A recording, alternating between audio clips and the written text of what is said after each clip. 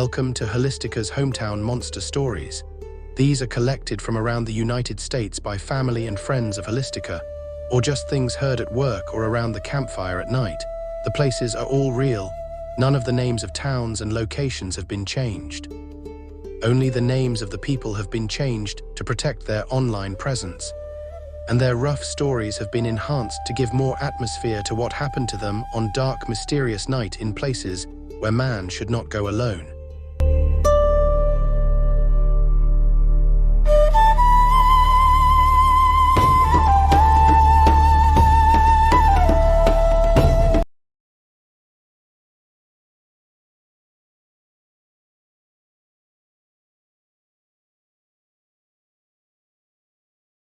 Name's Mel Slumpsky.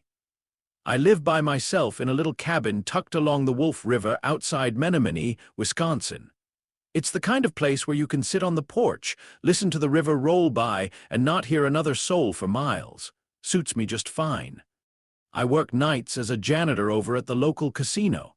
It ain't glamorous work, but it keeps the lights on and puts gas in the truck up until this week. Life was pretty ordinary. It started after a late shift. I got done cleaning up around midnight and headed home on those dark back roads that wind through the woods. The air was thick as soup, and the only things making noise were the crickets and a lone owl somewhere off in the trees. When I pulled into the driveway, something didn't sit right with me. My cabin door was cracked open. Now, I know for a fact I'd locked it before heading to work. Living out here, you get into habits like that. My stomach dropped a little as I climbed out of the truck.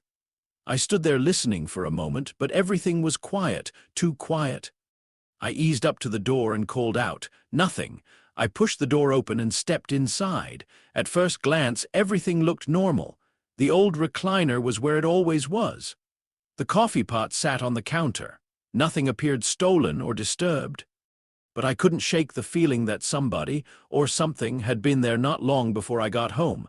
I checked every room twice. Nobody. Still uneasy, I grabbed a flashlight and walked around outside. That's when I spotted the tracks. They were huge, not bear tracks, not deer. Not anything I'd ever seen around these parts. Deep impressions sunk into the soft ground, spaced farther apart than any person's stride ought to be. Right then, I remembered all those stories folks tell around campfires and bait shops about Bigfoot roaming the Northwoods. I'd always figured they were just stories. But standing there looking at those tracks, I wasn't so sure anymore. Needless to say, I didn't sleep much that night. Every little creak of the cabin had me sitting upright in bed. Every rustle of leaves outside made me wonder what was lurking in the woods. I finally drifted off sometime before sunrise. The next couple of days were normal enough, but I couldn't get those tracks out of my head. I found myself glancing into the tree line whenever I stepped outside. Then came the third night. I got home from work and immediately felt that same strange feeling. Like I wasn't alone. This time, I grabbed my flashlight before I even got out of the truck. I walked around the back of the cabin, sweeping the beam through the trees. Everything looked normal until I heard something moving through the brush. Not a squirrel, not a raccoon, something big. My heart was pounding hard enough I could hear it in my ears. I aimed the flashlight toward the sound. At first, all I saw were branches moving, then it stepped into view. The thing was walking away from my cabin with its back turned toward me. It stood on two legs and towered over the brush around it. Dark fur covered its entire body. Broad shoulders, long arms, massive. For a moment, I just stood there frozen. The creature never looked back.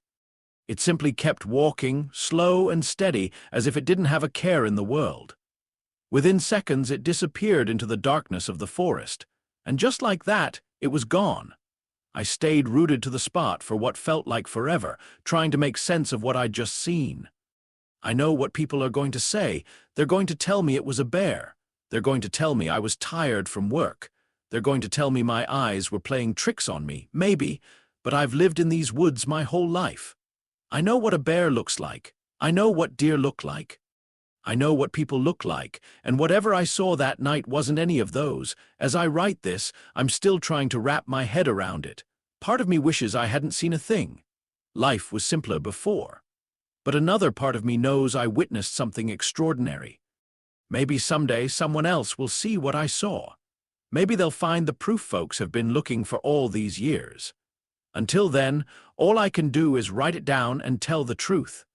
Because out there in the Wisconsin woods, along the Wolf River, there's something walking around that nobody can explain. Sincerely,